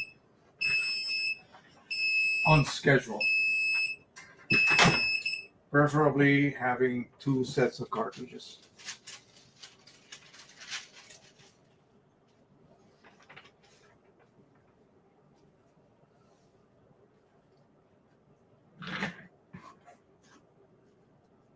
So let me check. This was the, yeah, this is the other image. So that's good. We'll have 6 and 6. I'm going to flip this over. Let's see.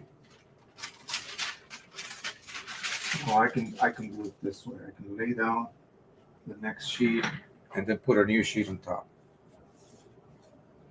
That's getting nice and cool. So I have to do one more of these for your hair. So get a clean one for the top.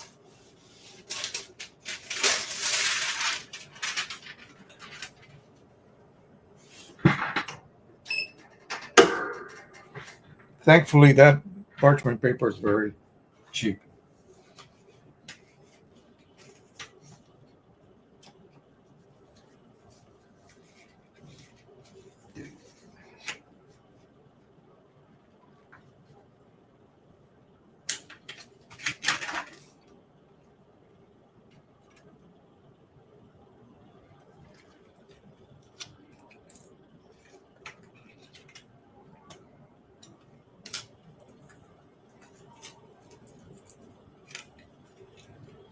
Okay. Look at the back. Back is clean. Yeah, that's the problem with material that is two-sided. The normal aluminum that I am printing on does not have a printable rear surface. The expensive ones that you buy do have that ability. And most people that are doing this for sale use that to print a logo, say a black ink only logo in the back, or color, it doesn't really matter.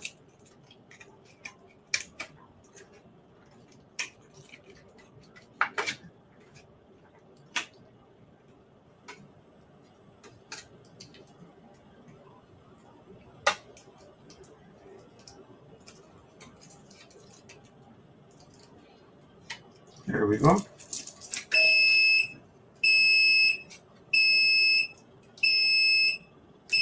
Coming. Hang in there.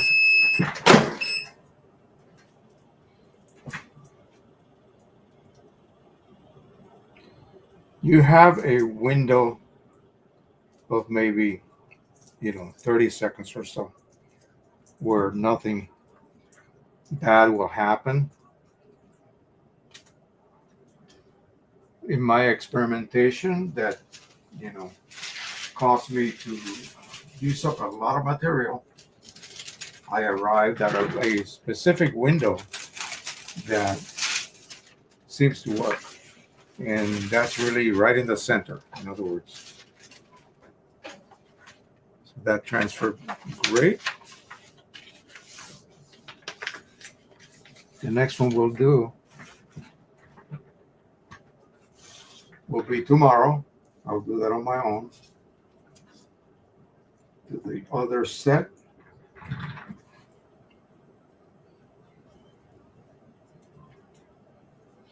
The other thing about this tape is very staticky.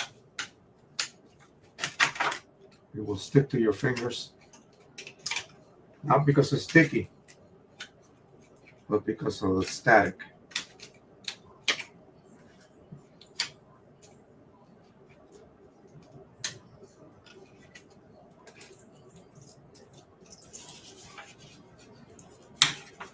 I mean, you know, you can see what it takes to produce this.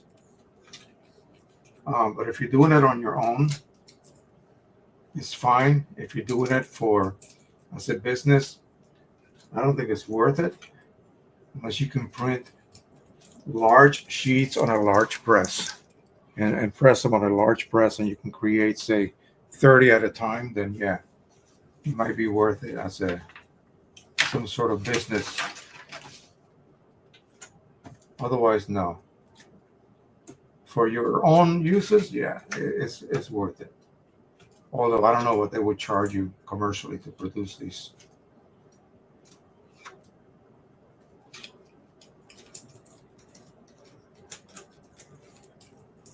Okay, another nice transfer. And now let's go ahead and do our AI generated desert scene. Let's see what we get. I think it should be nice. So right now we have a full set of 12 of this design. We have 6, so we got to do one more sheet. This design. Okay, so let's begin. Let's go ahead and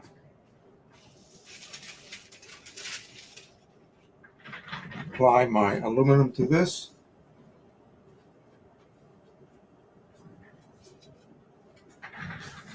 And again, I'm just going to line it up so that we have a full bleed on all 4 edges.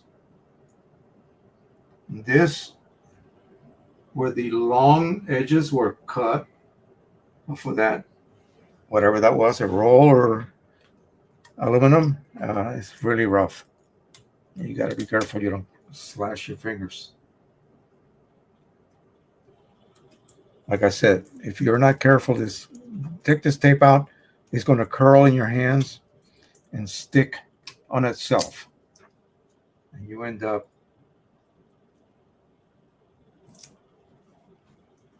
with a piece of tape you can't really use. I'm just going to put a couple of short ones on each long end, and then a little tiny tab on the lateral on just one side. I don't want to lock this so that it cannot shift. Yeah, this is good. I'll put one little one on the end here.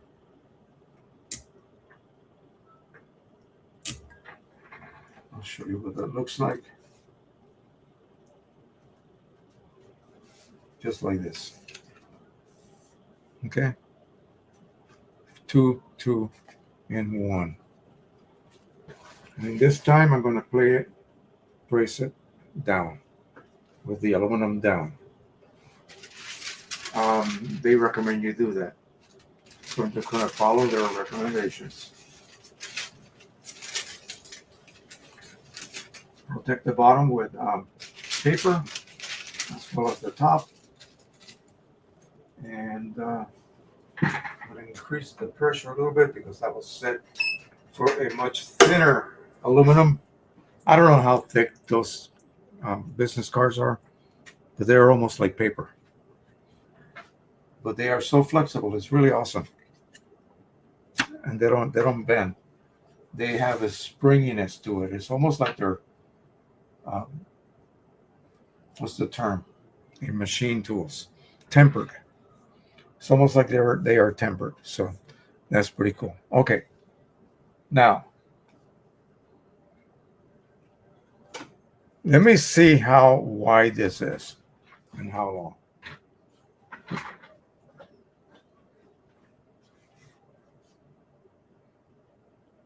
So it's 4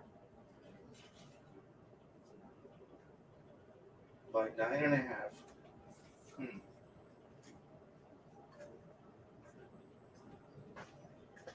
4 by 9.5. Let's make something 4 by 9.5. Let me see. I have some new images on my desktop.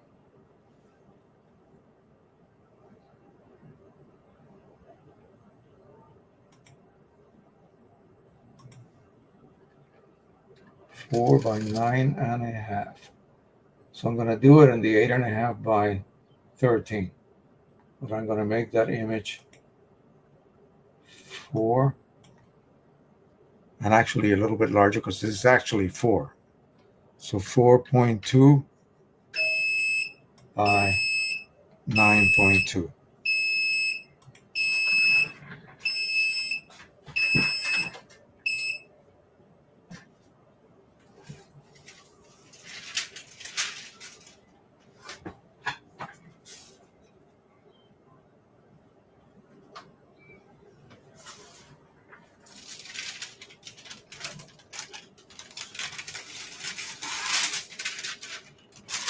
You see that bleed? That's what bled onto the other side of those business cards. That's what causing the, yeah. No, no, no, no, no. You cannot have that. You cannot let that happen. So yeah, you have to replace that sheet. That's still too hot. Okay, see what I got? I'm going to print that. I'm going to print that exactly like that. I'm going to do it on the same printer I used earlier. And we're going to go ahead and transfer that to a vertical, supposedly a vertical panoramic shot. This one here is a little bit longer and a little bit narrower. Let me see what the sizes are here.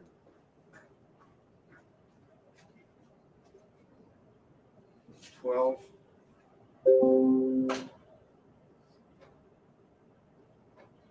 It's 12 by 3 3/8. I'm not going to deal with that this time.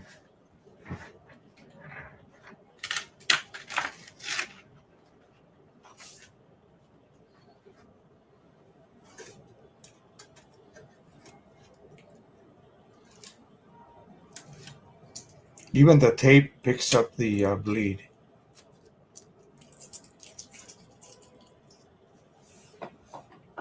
Hold on a second. I will reveal that to you guys in 1 sec.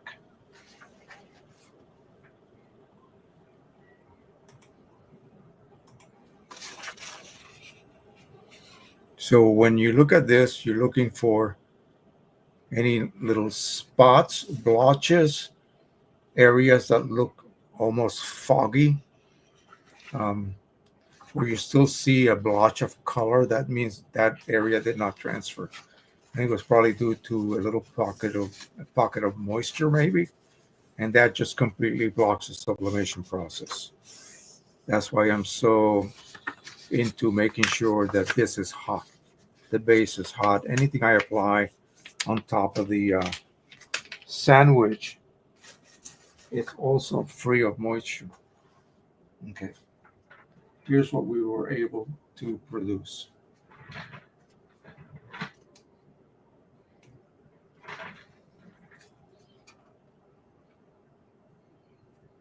Now, this is a lot more realistic than the print that we made without a proper ICC profile. This is a little bit over saturated.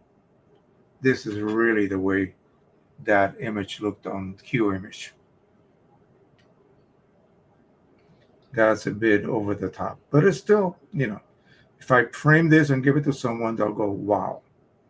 So again, like I said, in this case, we're dealing with AI generated images.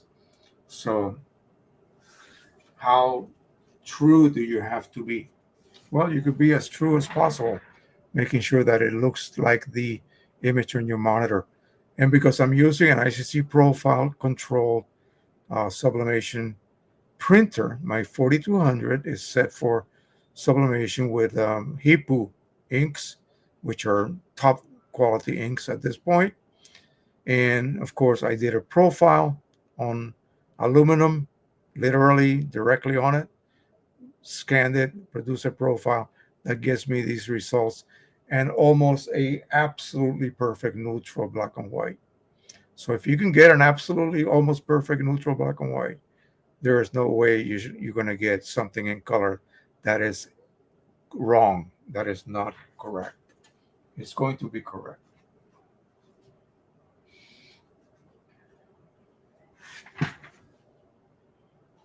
Oh, you know what?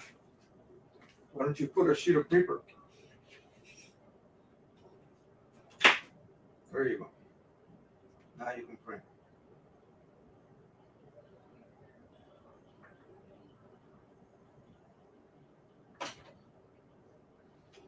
You can go ahead and do that one. This should be interesting. It should be kind of cool the way this is going to print. It'll be a little vertical. And I will hang that on my stair, my hallway here on the stairs. I'm starting off a bit of a sort of a gallery. As you come down the stairs to my dungeon here, you are met by beautiful art on the walls. And I'll take some pictures. Maybe I'll do a little video of it and show you guys what I've been doing here. Now this, I'm going to put a piece of fiber board in the back. Let me see, is the other side sharp? A little bit. It's usually the long sides that are sharp. Now this might be a roll of material that was 12 inches over metric measuring, whatever that was. So it was a roll in this direction. So, and they shear, advance, and then another machine will do the actual little corners, the rounded corners.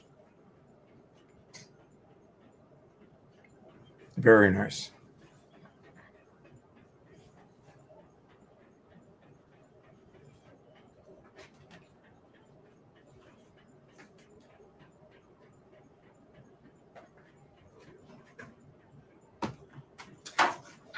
That is now printing. It is now done.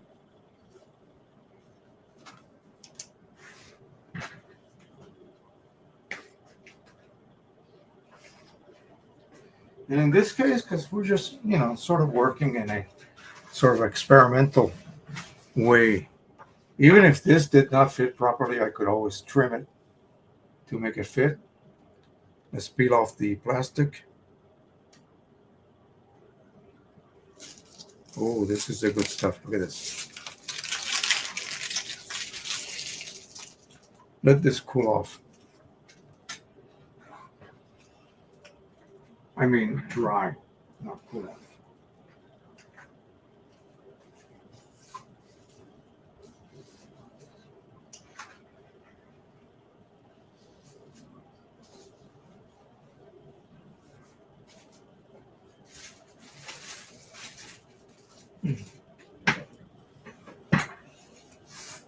Look at my material here.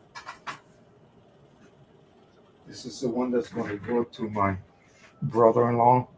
This is the last time we met. Then Ken passed away, and then a year later, Lisa, Janine's sister. She will be greatly missed.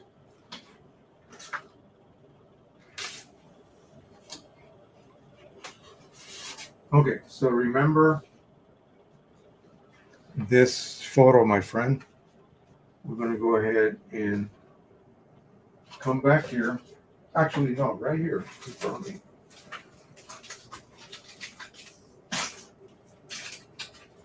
Does anyone know what these things are for? I ordered some frames and they come with this weird little device. I don't know what that is for at all. Yeah, if you guys know, please share with me right here what you think those are for.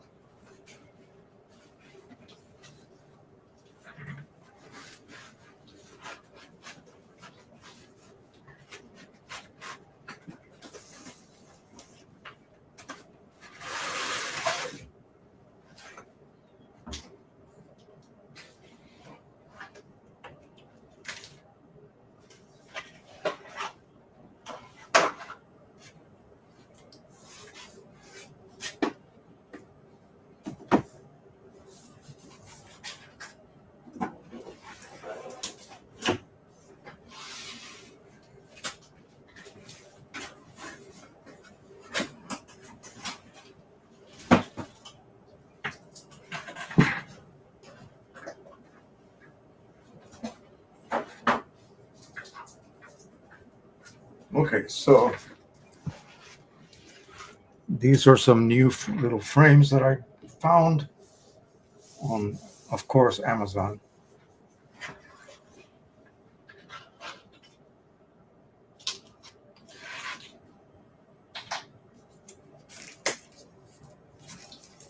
And I want to see what that looks like with this paper, with that linen surface. Of course, what I am going to do is we're going to not use the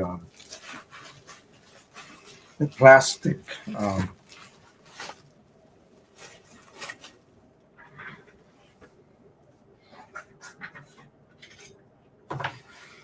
plexiglass this comes with. These go for like, I think I paid $25 for the set of 4. So what we're going to do is this. We're going to take this. I am not going to use the plastic. I'm going to use the mat. I'm going to put the plastic in the back. I'm going to lay this down like so. Put the plastic in the back. I don't care about it being out like that. Lay this down, just a little bit more padding. Make sure this is oriented correctly.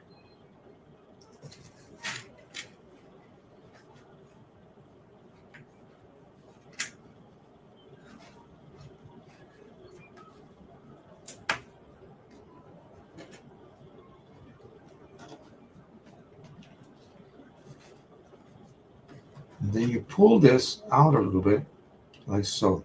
This is hinged. This little hanger thing, that is a hinge. And this is it. So now you can see the surface of the material and not being hidden by the plexiglass cover, which I hate. Okay, I always do away with that. So this is what I'm going to be sending you along with the business cards, my friend. Okay. Maybe I'll use the same box right here. Now, let's go ahead and end this by creating, where did I put it? This puppy right here. We'll see what that looks like. Lay this down. Ooh, I sized it perfectly. No, I didn't. Still a little bit short. So no problem. We're going to trim that off. I'll be able to show you the trimmer at work. I sized it wrong.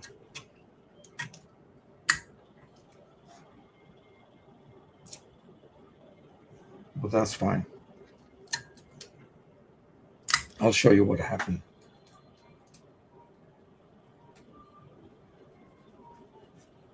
Here we go.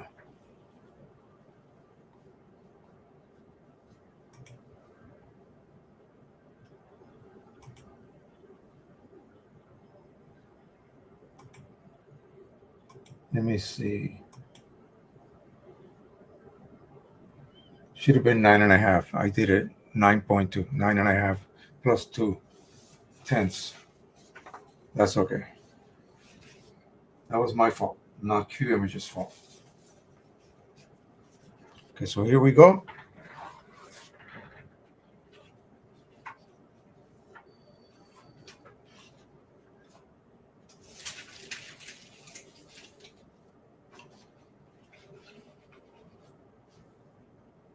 And press.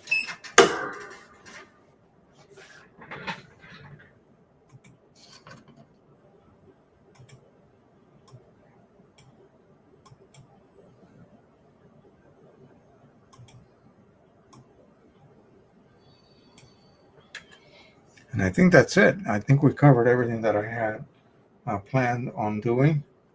So I just got to print another set of these and do the correct one, the one with the gorgeous looking sky right here. Send it to the printer. Prep it with the credit. I mean, I call it credit cards, but they're really business cards. And that's it. And I'll be mailing this to Harold. Please send me your address again, just in case. Okay. And send it to my, well, you know where to send it to. I can actually get it on my old Gmail now. And if I do not, I'll contact you directly. Almost done. 22, 21, 20, and counting. So we did 2 hours. I don't want to push this too much. In fact, right now, a new video is being uploaded. Not uploaded, but published. One went off at 12 noon, and then one at 2, one at 4, one at 6, one at 8. So make sure that either as they pop up, watch them, or later. At least you know they are there.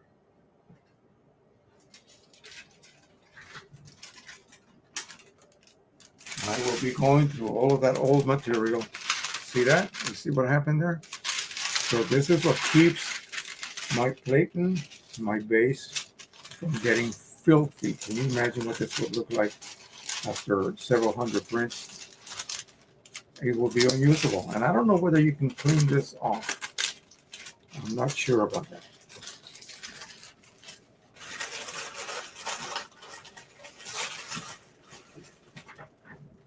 And because we don't print with borders, you have to always print borderless. That's just the way it is. So you need to have that bleed. Okay, so we got a little bit of a white bottom here. We're going to trim that off without any issues.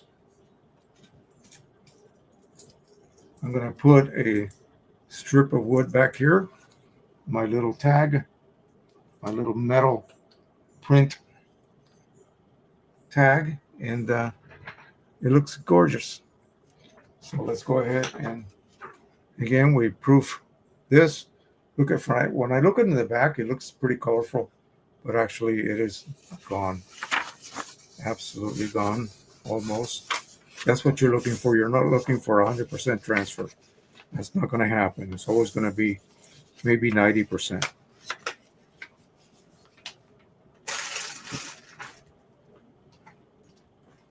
Let's move these safely out of the way.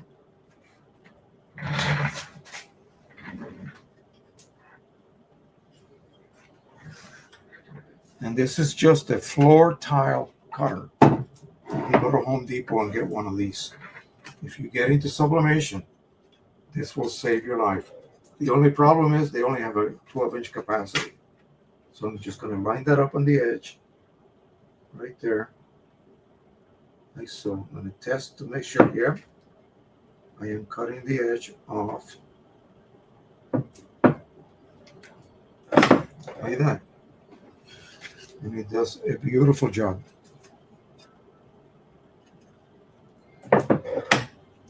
Now, one thing that I have been experimenting with is to apply a pretty wide stroke to these and then trim. You center it correctly and then you trim it so that you have a pretty nice black border around it. It looks like a mat, in other words. My friend Richard does that with his prints, and they end up looking like they have a mat already applied to them. Okay, so this looks pretty cool. Not bad. Okay. I hope you guys enjoyed hanging with me today once again.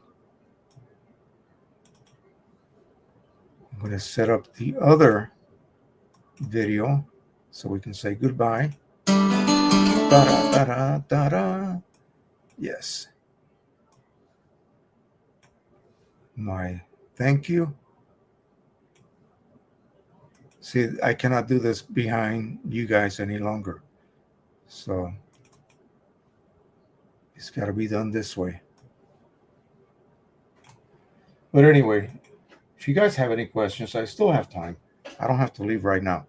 So if you have any issues, anything you would like to ask about, anything I left out, anything that you might be experiencing, you just didn't want to interrupt, which of course you're allowed to do anytime you wish while you are watching this, go ahead and jump in and tell me.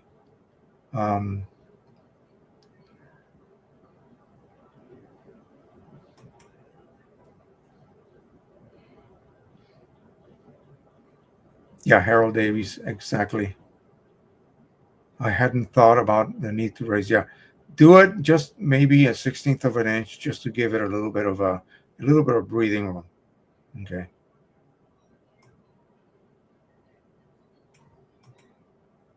Yes, please do so, especially now. Especially now.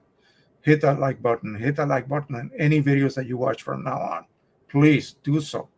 It takes zero effort, folks. Hit it, and that will help the algorithm to get this channel going again. Yes, okay. That's why I got you, Mike.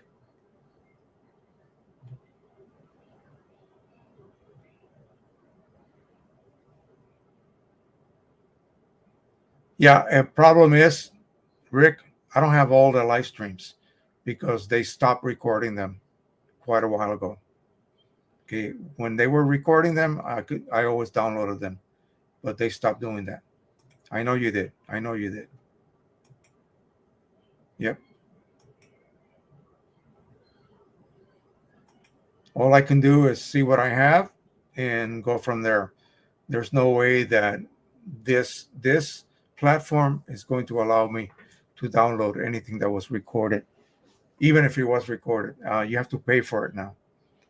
You have to pay a bit of money to get it recorded and to have it saved in their servers, which is awful, just terrible. Not very nice, okay, if you ask me. So, okay, I think that's going to be it. Again, thank you guys so much. If you guys got any questions, and if you haven't joined my Facebook group, please do so. The video descriptions will have that link, and join the group. Rick Johnson is one of my administrators, so he will, check to see if you answer the 3 simple questions about printing. Something like, how long you've been doing this, what printers do you own, blah, blah, blah. Just simple stuff.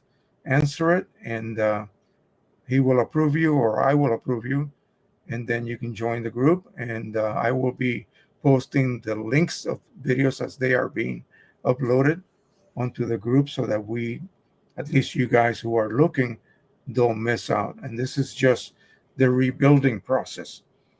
I was going to say, you're not doing me a favor. Oh, yes, you're doing me a favor. You definitely are. Okay.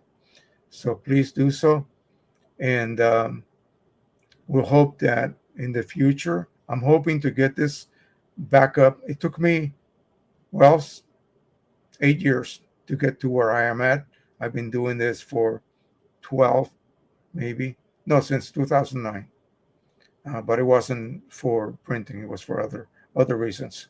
And so since 2016-ish is when I started doing the videos. But again, I don't have those really super old ones either. And sadly, I don't have my Pro 100 setup video that got lots of views, believe me. So I need to look to see if I actually have it somewhere. But I will continue to help revive the channel. And with your support, I'll be able to do so. So again, it'll take a little bit of effort from you guys watching. You can turn them on, click on a playlist, play it, walk away, come back later. I know that's supposedly cheating, but that's the way to get the algorithm going so that it recognizes that you have viewers that actually care about your content. Okay, doke, that's going to be it. Thank you so much. Let me see. I got one more here. Would you talk about how the RGB printers end up with the colors we get? Actually, it's not RGB, it's CMYK, yellow, magenta, cyan. The images are RGB. What do you want to do? What do you want to learn or talk about? Let me know. I don't have to go right now. You just tell me what you're after. Let me take a swig right here. And if you have the time right now to tell me, go ahead.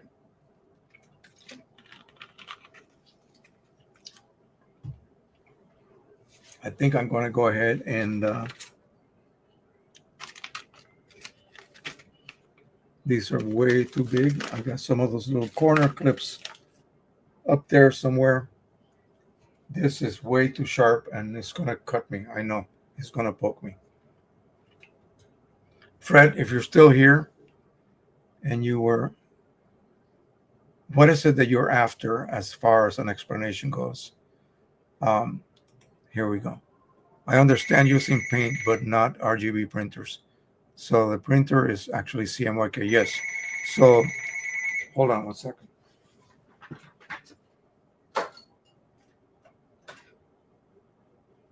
That's for my wife.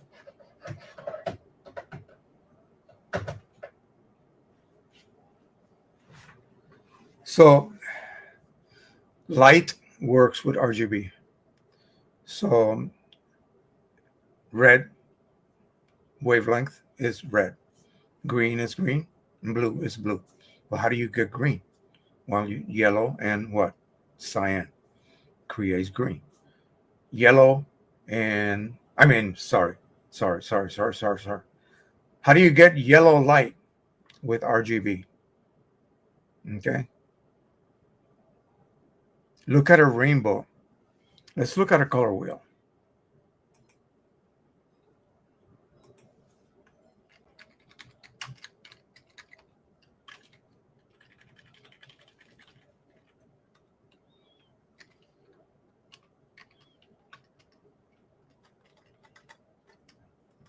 Let me see.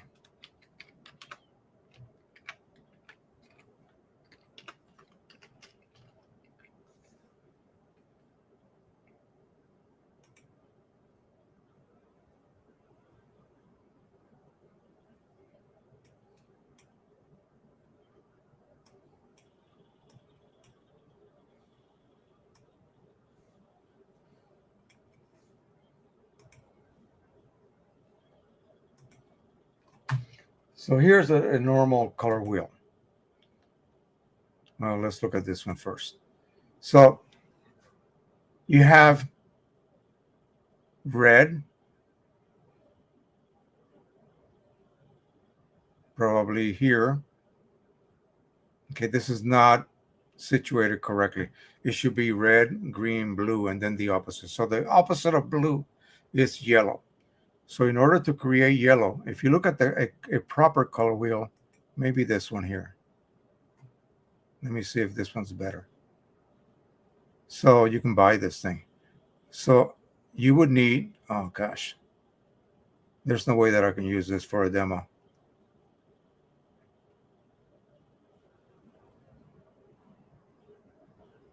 You see what's between red and green? Yellow. So red and green light, when you combine it, creates yellow light. And really what you call blue is really sort of like a purple color. So, but anyway, you can study this online. But the primary colors are always going to be light. It's always going to be, say, for instance, if you had 3 sources of light with 3 filters and you combine yellow and green, I mean, red and green, you will end up, so that they cross, you will end up with yellow. And then magenta cyan would end up with what? A actual, magenta blue will come up with cyan. And then what else? Cyan, yellow, magenta. So you got red, you have it already. Yellow, you have to combine green and red light to make yellow. Oh, I know. Let's go to black and white mode. That has a really good color wheel. Control. And if you're going to shoot separations for like offset printers, for instance, like if you're going to be printing on what? Yeah, an offset printer with yellow, magenta, cyan ink, CMYK, then you're going to need shoot your original photograph through a red filter, a yellow, blue filter, and a green filter. And then you end up with plates that are going to be yellow, magenta, cyan. That's how you do that. I used to do that a long time ago. Let me see if I can jump into this black and white mode. Okay, so more options, advanced.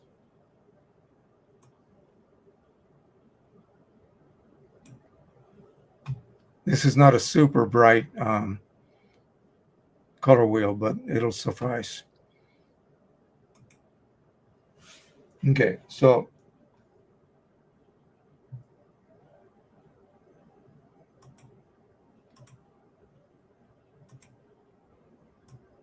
if I put my cursor right in the middle, I don't know why isn't it going in the middle. That is really odd. Current setting neutral. Yeah, that's because I didn't have it on neutral.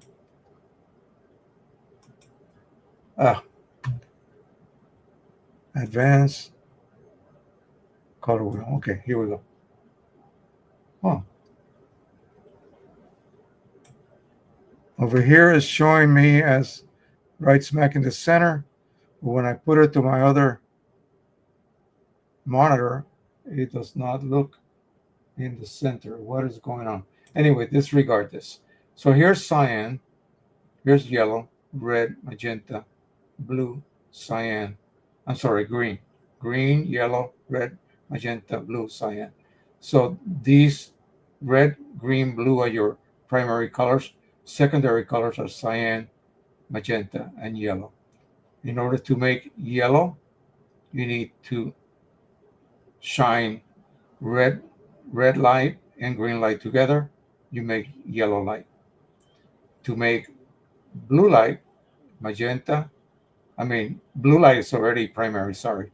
Blue light, green, and blue makes cyan. Green and red makes magenta. That's the way it is. So I know it makes no sense at all when you figure out how can green and red light create yellow. Well, it does. That's the way it is. So you're working in a reverse process when you're dealing with printing. So you're using the secondary colors, yellow, magenta, cyan, and you're helping. You can create a black with those 3 pigments, those 3 dyes, but usually it isn't strong enough, so you have to help it along with a specific black ink. The same thing with offset printing. you need a black plate to help those areas that could not be rendered strong enough just by blending yellow, magenta, cyan ink together. You should theoretically get a neutral gray somewhere along that black to white ramp, but you really cannot get a black, a pure black. It'll stop at some point. So the black ink comes into the play and helps to create those last few steps all the way to black. It's tricky. It was worse in the color printing lab. Oh my God, because you work backwards. We didn't do inkjet printing, so we didn't have to worry. But you did offset printing. In the darkroom, you're working from negative to positive. So if your print turned out too yellow, guess what you got to do? You add more yellow to your filtration. Add more yellow, that creates more blue, which then neutralizes the excess yellow on your print. In inkjet printing, you just reduce yellow. To yellow, reduce it, or add blue. You add blue, it will neutralize yellow. So, yeah.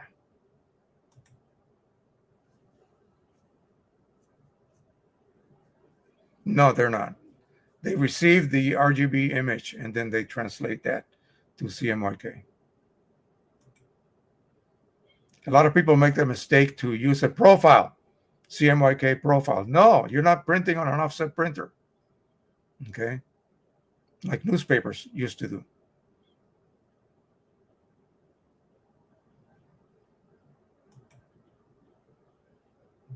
All right, that's going to be it. Thank you again so very much for the support, folks. I do appreciate that. I got to go now in my channel and play around with some of the new videos that were uploaded, transfer the links over to Facebook. And you guys want to watch them, feel free to do so. If not, you can watch them whenever you wish. All right, thank you so much. We will hopefully see you next week again. And I always have to say hopefully because you never know what's going to happen. All right, bye-bye, everybody. And play.